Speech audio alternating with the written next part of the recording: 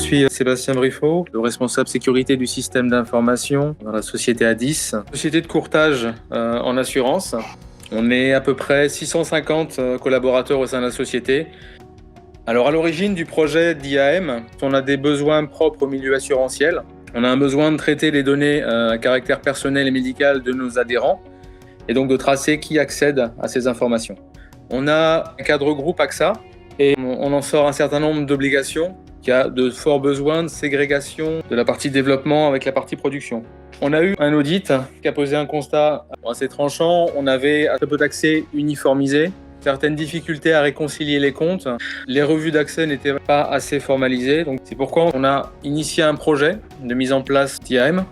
Et les objectifs qu'on s'est fixés étaient de pouvoir disposer déjà d'une base d'identité à jour et cohérente. On avait aussi un objectif de se simplifier la gestion des droits, construire un catalogue de rôles métiers, passer d'une gestion de droits unitaire à pouvoir attribuer un profil avec tous les droits qui sont liés à ce profil, réduire significativement le temps d'ouverture des profils, rendre la gestion des droits intelligible pour les responsables métiers, pouvoir auditer les droits et tracer l'ensemble des activités d'audit. Donc identifier tous les accès critiques capables de représenter le type et les droits en exception. Et enfin, donc tracer l'ensemble de ces activités. On a rédigé un cahier des charges et on a fait un appel d'offres et on s'est tourné vers la société UserCube. Alors pour plusieurs raisons. La première, c'est déjà que UserCube couvrait les besoins fonctionnels qu'on a exprimés dans le cahier des charges, des références clients mises en avant, une interface facile à appréhender et qu'on pouvait embarquer des utilisateurs sur l'utilisation au quotidien, des capacités d'évolution. Donc aujourd'hui, on a fait le choix de partir sur une solution en mode SaaS. Alors le projet, on l'a mené en 3 lots. Le premier lot qui nous a permis en fait de mettre en place un référentiel d'identifiant dans les bases. De là, on a construit un modèle de rôle.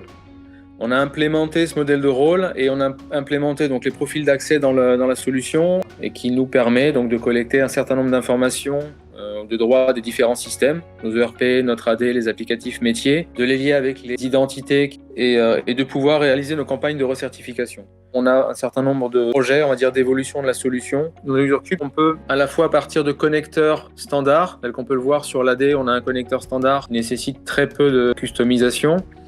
Ou alors, si on veut être transparent pour les applicatifs, on peut finalement mettre en place un connecteur qui va simplement lire des fichiers plats qui sont extraits des applicatifs.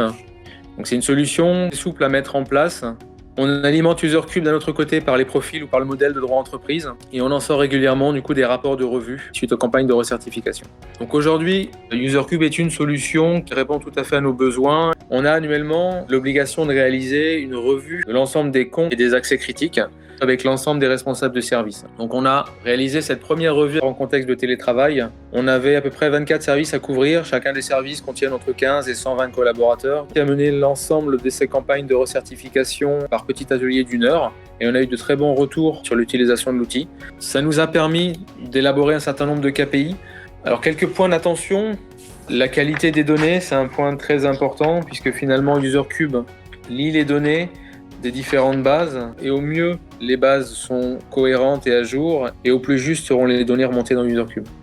La maturité du modèle de droit, pouvoir ajuster la base UserCube à la réalité du terrain. Ce qui nous a vraiment aidé, c'est mettre en place la bonne organisation de projet. Avant, nous, on a embarqué des équipes métiers, les RH, que c'est un projet qui impacte quand même beaucoup de process au sein de l'entreprise. Si on tire un rapide bilan, on est capable assez simplement maintenant de mettre en place des campagnes de recertification et de les auditer. On est capable d'élaborer, d'alimenter des KPI et de les présenter à la direction. On a eu un gain énorme, vraiment un gain énorme sur la conduite des revues. C'est avant l'outil UserCube, quand on a commencé à mettre en place le modèle de droit, à présenter les droits régulièrement aux responsables de service. Il s'est écoulé à peu près 4 semaines entre la collecte des droits sur les différentes bases, la modélisation avec des fichiers Excel à rallonge, la présentation, la conduite des campagnes de revue. Donc 4 semaines de travail. Aujourd'hui, avec UserCube, en 5 minutes, on est capable de paramétrer une campagne, d'envoyer la notification au responsable de service pour lui demander d'effectuer la revue. On a un gain énorme sur la préparation de la revue et sur la conduite et la fraîcheur des données qu'on présente. Ça, c'est inestimable. Et un langage commun pour la gestion des droits, finalement, autour de l'outil. On est capable de créer un dialogue avec les responsables de service pour qu'ils comprennent bien la portée de certains droits qu'ils demandent. On a encore beaucoup de projets aujourd'hui avec notre outil. On aimerait du coup embarquer la gestion des dotations matérielles, l'administration des informations de l'AD, sans leur donner les droits directement d'administration sur l'AD, élargir le périmètre applicatif, mettre en place les politiques de gestion de risque et travailler aussi sur les modules de requêtage pour augmenter la surface de contrôle qu'on réalise sur nos comptes et nos droits d'accès.